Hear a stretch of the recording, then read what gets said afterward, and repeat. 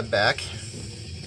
Second half of my memory lane video here, talking about 93 and 94. We're listening to a recording that came out around that time. Completely new to me, though. The Inside the Unreal CD by Electrocution just came out on The Crypt and Dark Descent. This is going to be the metal portion of my memories of those times. So while I was discovering all that hardcore stuff, going to all those shows, having a great deal of fun, becoming politically aware and all that kind of shit, I was still very, very much knee-deep in metal, kind of on my own accord. You know, there was definitely a lot of making fun of metalheads by the kids who attended those hardcore shows, which I didn't appreciate, especially because a lot of those bands were kind of watered-down metal, or if you want to be kinder, just kind of like borrowing a lot from metal and infusing it with hardcore at the time. But whatever. I would notice that, you know, as the years progressed, a lot more Carcass and Slayer shirts kind of made, and Sepultura especially, which I'll get to in a moment, started kind of being more prevalent. People were kind of admitting they liked metal. But I was, you know, pretty into the underground stuff. And 93 and 94 is around the time that I was hanging out with this kid named Matt a lot. I met him at a show. He was wearing an Exhorder, Slaughter in the Vatican long sleeve, I believe.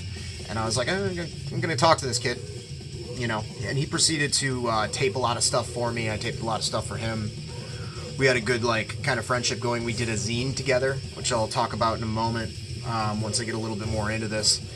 And started a band together, actually, as well, called Silent Running, that was not that good, as first bands usually are. The guitarist was very adept, and Matt was a pretty good bassist. The drummer could only play one kind of beat, sort of this sort of new school hardcore ticka-ticka-ta, kind of beat. So we just kind of riffed over that. But if you kind of think about it, I mean, I'd like to think that we were early proto-deathcore. But yeah, just kind of grunting and that kind of beat and death metal riffs. A band who did something sort of kind of similar but incredibly better was a local band called Blood Runs Black, who had kind of a lot of death metal shredding kind of guitar, but rhythmically were kind of more of a New York hardcore kind of thing. Bared some similarities to Starkweather, if anybody's heard of them or likes them, minus the kind of epic singy parts. Really great stuff, a lot of pummeling double bass, but, you know, kind of jazzy rhythms, real hard, just really fucking good band. They opened for a lot of bigger bands that came through. They opened for Typo Negative, they opened for Entombed. They went on to form a band called God Below that did a split with Ringworm, who should be mentioned in one of these videos, but I forgot to pull their record, but what are you going to do? Promise rules. Anyway, Blood Runs Black, great band. I still have my old band, the aforementioned band that I was in, Silent Running's Practice, recorded after this. I will not listen to that anytime soon. So to start off, I guess, you know, comps were important to get into stuff. Like I mentioned at the beginning of the hardcore video, I talked about a couple of comps. I think that's fair game to do again. Start off with the Peaceville Volume 4 comp. I had this, the Corporate Death comp, which I'll talk about, the At Death's Door 2 comp, and there's a Black Mark comp as well that were all pretty massive for me. Getting into music, a lot of times this was all that I would hear. You know, I would have this and that's all I could afford. This was a weird one for me. I revisited it and there's a lot of great stuff on here, but there's a lot of stuff I just wasn't ready for at the time. Strongest case in point for that is Dark Throne. Dark Throne, Ablaze in the Northern Sky, is track 8 on this, right in the middle of the track listing. And boy, did I hate that when I heard it. It sounded talentless to me. It sounded like it was recorded in a trash can. I didn't understand why this band was getting all this hype. I was young and dumb, what can I say? Pentagram I didn't really get either. There was a lot of stuff on this I was kind of like, eh. Skip to the Paradise Lost song. Gothic is on this. Great song. Vital Remains, Baphomet, you know, a lot of Acrosticon. I like that song a lot. At the Gates. It's a cool comp. There's some weird stuff on here, like GGFH and Kong. There's like some electronic kind of industrial shit on here. Sonic Violence is on here. But it's a neat comp. You know, repurchased this just because I wanted to have it again. Had it back in the day, got it cheap. Same deal with this. Picked it up on Discogs because I wanted it again to, you know, take a little stroll down memory lane. Take a little sprint down memory alley. Corporate Death on Relapse. Relapse Nuclear Blast compilation. What a fucking cool comp this was. Amorphous. This is my introduction to so many good bands, namely Amorphous, Incantation, Exit 13, Convulse, like from their second record, which is real weird and not at all like World Without God. Mortician, Disembowelment, Disrupt, very important. Disrupt was my introduction to Crust. Macabre, extremely tight, screechy vocal, you know, serial killer obsessed death metal. Awesome, awesome stuff. Repulsion, great shit. The Repulsion tracks on this in particular really made me want to get their full length, which I did eventually. The Suffocation song, Human Waste, great shit. I was into Effigy of the Forgotten already, but I love the raw, just face-ripping quality of the track on here. Awesome, influential comp. Me and that Matt kid listened to the shit out of it. Went to track down all the individual records. Matt dubbed me Onward to Golgotha, which was a record that I did not really appreciate until I was almost at the end of my 20s. Always liked the songs off the comp, but sitting through an entire album was something that just wasn't appealing to me, as blasphemous as that is. I think it was just the doomy nature of death metal. When kind of death metal bands went into doomy passages, I didn't quite get it. I was also a big fan of My Dying Bride way later. I got this around the same time as The Flower Withers. Turn Loose the Swans I got heard through Matt and liked a lot better. As The Flower Withers, I owned it. I think I ended up selling it. Now I listen to this and I'm like, this is a fucking masterpiece. There was something about dragging, slow, doomy rhythms and growl vocals that didn't mesh with me at first. And of course this is a total masterpiece, but I didn't come around to it till I started getting back into underground metal a little over 10 years ago. But I did have them back in the day and listened to them a lot. What else? Matt taped me Baphomet, Dead Shall Inherit. This is a re-release on Peaceville. I loved it. You know, very straightforward, chunky, horror-drenched Buffalo death metal. Boiled in Blood probably being my favorite on it. And, yeah, Leave the Flesh, also another good one. Matt and I, when we started our zine, we started getting really involved in interviewing bands, writing to bands, getting tapes in the mail. I never got that heavily involved in the tape trading thing. I did it a few times. But we put out one issue of our zine. It was called Angel Puss, which was Angel Puss was the name I got from a Jel Biafra stand-up bit, or spoken word bit, where he talked about names for bands. And we interviewed Internal Bleeding, Mortician, Blood Ritual, some local band whose name is escaping me, and Black Train Jack, who I just mentioned in the last video. Because we called up Roadrunner, just like Cold called them, and we're like, hey, we want to interview death metal bands. And I don't know if the guy was fucking with us or not. I think it was that guy Psycho, who was like an A&R dude who worked for a couple different companies at various points back in the day. But he gave us Black Train Jack, and I didn't get to interview him, and I was the guy that actually liked him. Matt interviewed him. But we talked a lot on the phone with one of the guys from Cryptopsy. I'm not sure why we didn't end up interviewing them. We talked to Cryptopsy a lot. We talked to the guitarist from Internal Bleeding quite a bit. And this is the closest I'll ever get into getting into stuff like brutal death metal and slam.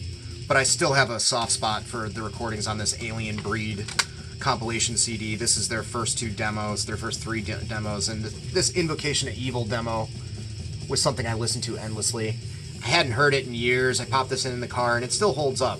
You know, it's just enough, just not too much of the slamming, chugging kind of shit. I remember being into all that, you know, riding the E Paul muted kind of hardcore at the time, and this was almost kind of a nice marriage of that with you know, Suffocation and the real brutal death metal stuff from downstate that Matt and I were listening to. But yeah, the guitarist Chris Brevelis is an incredibly nice dude. Talked to him many times on the phone. Can't remember which guy from Cryptopsy we used to talk to. I don't know if it was Luke LeMay or Lord Worm or whoever, I don't know. But yeah, I love this shit. Not too much else that sounds like this I'm into, you know. Always up for recommendations, I don't know. Another band that we liked a lot was Mortician. And I remember hearing the Mortal Massacre CD. I had like a slim case issue of this. This is House by the Cemetery and Mortal Massacre compiled. I just had the Mortal Massacre with all the live tracks, and I remember being completely confused by it, reading descriptions of it and being a little disappointed because it was almost unlistenable to me at the time. But for some reason, just going back over and over again because it was just that incredibly brutal. You know, they're kind of renowned for having sound clips that are longer than the songs, and that was very confusing to me, like the Shining intro and all that. But I don't know. I love their early recordings. I go back to them frequently. I love the 7-inch stuff, this early shit. And I'm going to mention Deteriorate one more time, real quick. Like, great classic death metal from PA. Loved it. Talk about this band like 5 or 6 times, so I'm just going to leave it at that. Rotting in Hell. Awesome record. Kind of plunged headlong into Doom around this time, too. It was a new genre to me that I was discovering. I pretty much got my hands on everything that I could at the time.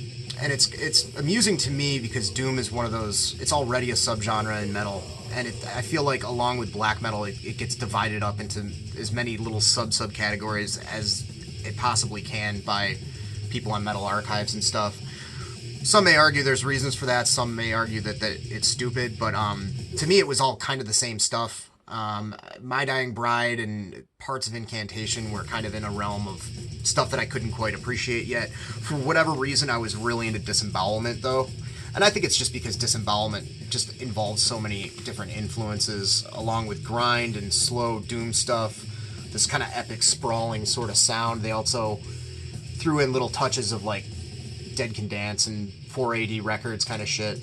This is a 2-disc compilation of everything they did. I also have a big box set, but I'm not going to pop that out right now.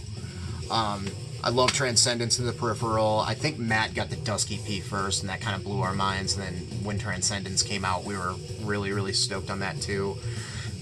Like, you know, Demolik and Time Ghoul, they're one of these bands that's getting their just due many, many years later. Obviously, people that are into Spectral Voice have heard Disembowelment name-checked for a good reason. Huge influence. I feel like they're a pretty big influence on Anatomia as well as probably a handful of other bands. But the original Article, you know, great stuff from Australia. Loved it. Another one that I've mentioned plenty, Force of Equilibrium by Cathedral. This is a CD. Figured I'd show off the CD instead of the LP for once. This includes the Soul Sacrifice EP, which was actually the first thing I got by them. But incredible stuff. It had that really great organic kind of Sabbath approach to riffs, but at like a quarter of the speed. And just megalithrically heavy. Those groaning, tortured vocals from Lee Dorian fucking blew me away. I loved how desperate and sad it sounded. I wish they'd done one more record like this after Soul Sacrifice before going to the Ethereal Mirror, which was not my jam at all. Way too tweaked out and psychedelic and goofy, but awesome stuff. Not exactly sure at what point where St. Vitus came into the fold. This is still my original CD from those days. I don't think it's playable, but St. Vitus V. This I special ordered for way too much money. This is the press on Hellhound. I don't have the back or anything anymore. I just have the booklet, but I got Children of Doom first when it came out. Love that. That's a really cleanly produced record, though. Took me a little while to get around the fuzziness of the other records. but I definitely loved it. I got a CD of Heavier Than Thou, which is a best of, on SST, compiling, you know, the best stuff from the Weinrich and Scott Rieger's eras. And I love the shit out of it. There's nothing fancy in here, it's just the LPs. Yeah, something about St. Vitus I went back to over and over again. I think it was maybe a combination of realism and fantasy that really struck something with me. Songs like Shooting Gallery and Bitter Truth and Dying Inside, Thirsty and Miserable, which is a cover, with, you know, the kind of fantasy elements of Dragon Time, Clear Window Pane. I definitely identified with Born Too Late because I feel like most of the stuff going on in the 90s was not my cup of tea, with a few exceptions, like Life of Agony. And all this like 80s speed metal and stuff like that, and 80s hardcore I liked more than what I was immediately exposed to. Not to say that I didn't enjoy all that 90s hardcore stuff that I just talked about, but as time went on, I went to get into more of the 80s stuff in several genres and just appreciate it more. So, yeah, Born Too Late really did it for me more, I guess. But yeah, this record was, the CD was completely destroyed after a couple years just from taking it everywhere with me and playing the shit out of it. Paradise Lost Gothic, huge one for me. This is a repress on Peaceville. I love how it's this obscure kind of esoteric art. It's all shadowy, like what is it? And then after reading interviews, it's like a close-up picture of like one of the guy's shirts, apparently. Fucking awesome though. I love the mix of melody, the female kind of operatic vocals, just the catchiness of it. They're involving, you know, gothic influences a little bit. And I think their hometown soil, Paradise Lost, isn't too far from where like Sisters of Mercy is from, and I think New Model Army and stuff like that. And seems to be hints of that stuff on here. But yeah, just wonderful, well-crafted death metal melodic touches and doomy touches. But all this stuff was kind of in the same category for me at the time. You know, there was no doom death, traditional doom, epic doom. It was all just kind of doom to me, because there was only a handful of bands to get into, you know. Solitude Aeternus, also a very, very big one that Matt taped for me. Into the Depths of Sorrow. This is an original Road Racer cassette. Rob Lowe's vocals on this are perfect. Wailing, melodic, belted out fucking doom metal vocals. Great epic stuff. Punishing riffs. Just great. It would be years before I opened my mind to black metal and stuff like that, and it's kind of funny because I think I mentioned already, like, I didn't hear or get into Celtic Frost really for years later. I did, however, give them a shot, and perhaps if it were a different record, something else would have grabbed me, but the one that I ended up getting was this, the Parched with Thirst and Am I Dying compilation. And man, what a weird, all over the place. I mean, it's got stuff from all the great records, but it's peppered with stuff from Cold Lake too, and it's just kind of all over the place. I think it was just something about how this was put together at the time. I was just like, I don't know. But yeah, I had this tape back in the day, and I did not get it. You know, I think within a few... Actually, what got me back into checking out Celtic Frost was a few years I came around to... who covered it? I think there was a crust punk band called Grimple that covered Dethroned Emperor, and I was like, that song rules. And then I listened to, you know, the first couple of Celtic Frost records in correct order, and I got it. But there's something really odd about their playing style. On Morbid Tales, it was very, like, punk, and for whatever reason, that sort of, like, kind of punk approach with metal, I didn't get at the time. I also checked out Hellhammer and completely couldn't stand it. Not sure why. Especially because I also got into Bathory around that time. Got these two. These two comps, these are the original cassettes, Jubileums Volumes 1 and 2, and I loved them. Go figure. I don't know, I was a picky kid. But, you know, when you're 14, 15, 16, you make a lot of snap judgments about what you like and what you don't like. But these are black mark cassettes. Compiling everything up to Twilight of the Gods. There's some demo stuff that isn't on the album. Songs like Burnin' Leather. I definitely preferred that stuff a lot. I did buy Twilight of the Gods. Somewhere in there. Somewhere in that range of years. 94, 95. And wasn't really into the vocals.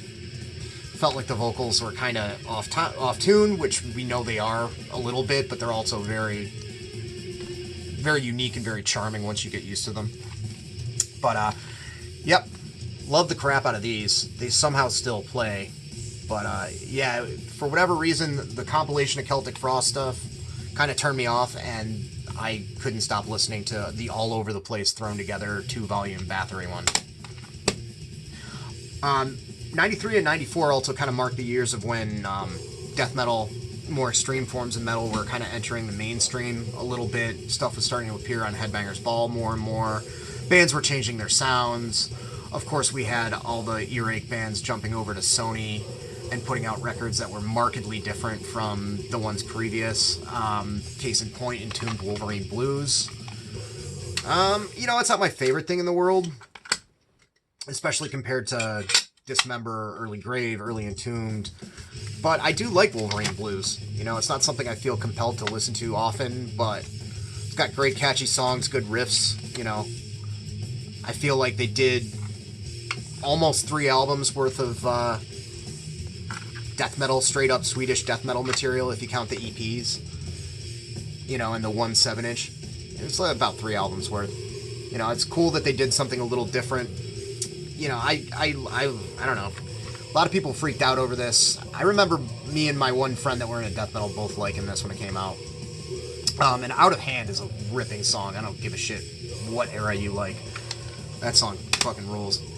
We also had Chaos AD came out. This was the kind of the turning point when a lot of the hardcore kids started paying attention to death metal and stuff like that.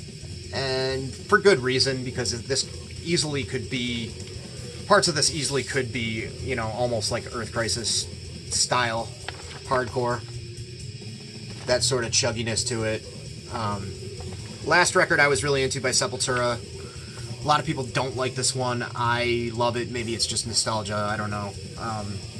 You know, you had all the music videos all over MTV at the time. Did the Territory video. Refuse Resist. Yeah, I just love the thudding elements of it. Just really good punch in the face kind of stuff. Also introduced me to New Model Army. The song The Hunt, covered by them. Covered by Sepultura.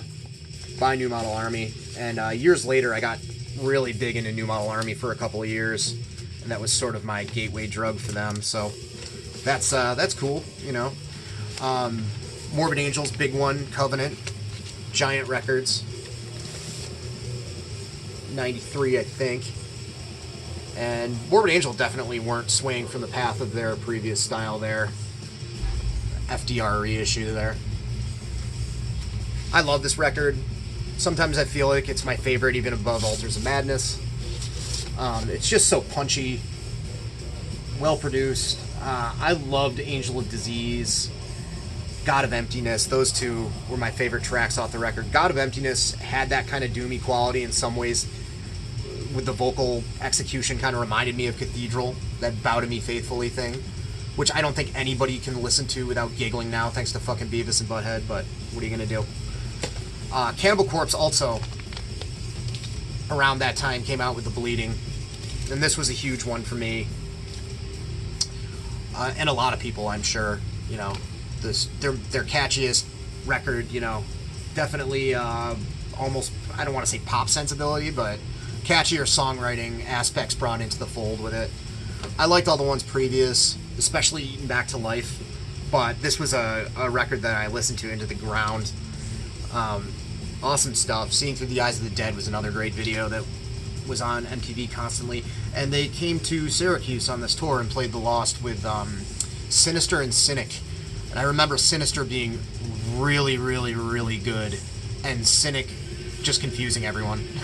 Everybody just kind of stood there. People weren't really reacting to Cynic so much. It was a little over people's heads. I'm not sure if this came. I think this actually came out in '92, but I listened to it a lot the years after, and that's Necroticism, Desanting the Insalubrious by Carcass.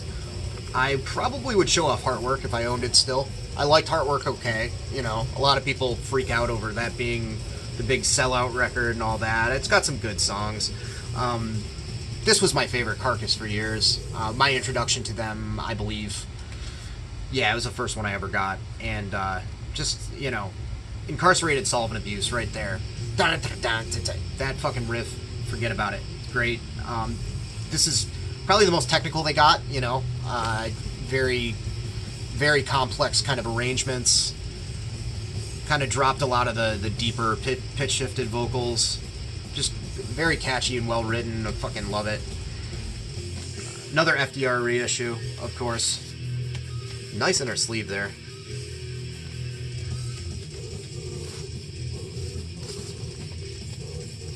I had so many shirts at this time. I had a very nice Carcass Tools of the Trade shirt, which I believe had this Grey's Anatomy head like on the front, the Carcass logo over it, and all the surgical tools on the sleeve. No longer with me, along with many, many others. It's very sad. Very, very sad. And lastly, let me just show off my Violent Fury demo. Chanel's been posting this up a lot on Instagram lately, and made him a copy as well. I made a copy for Brandon, Scourge of Vinyl too. Just classic New York death metal from the hometown. Part of that whole death metal scene that I mentioned. Great combination of like deicide and like more brutal kind of suffocation stuff on this one. As time went on, they got more and more sort of occult influence and black metal influence. They're awesome. If I were a less lazy man, I would try to do some sort of reissue of this and all their other demos, but I do not have the money or the inspiration to do it. Somebody should. They would sell tens of copies. It's really great, underrated, unheralded death metal, in all seriousness. If you like, I'll post a few links there. There's plenty of stuff by them on YouTube. They were a band that I saw a lot back in those days. So that's about it. That's all the stuff I was into back in the day. I will be back probably sometime this weekend, maybe next week. I don't know when. Whenever the mood strikes me again. But for now, thank you for watching and subscribing. Thank you even more if you comment, engage in the discourse. I appreciate it. And you guys have a good week. Bye.